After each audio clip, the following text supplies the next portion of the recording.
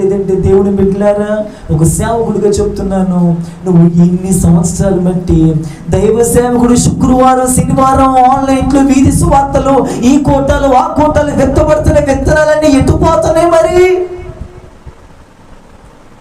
రైతు విత్తనాలు విత్తుతాడు, విత్తంగానే 6 నెలలు ఆగిన తర్వాత 3 నెలలు ఆగిన తర్వాత సంవత్సరం ఆగిన తర్వాత మరలా చూస్తాడు.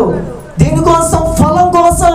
ఇప్పుడు కూడా విత్తనాలు మీ అందరి హృదయాలు విత్తబడ్డాయి. విత్తబడిన విత్తనాలు యేసుక్రీస్తు ప్రభువు ఫలాల కోసం చూస్తున్నాడు.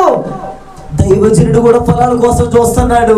ఇంకా మారు మనసు రాదే, ఇంకా బాప్తిసం తీసుకోవే, పరిశుద్ధాత్మతో నింపబడవే, సంపూర్ణతలోకి రావే, ఒక శిష్యుడిగా మార్చబడవే.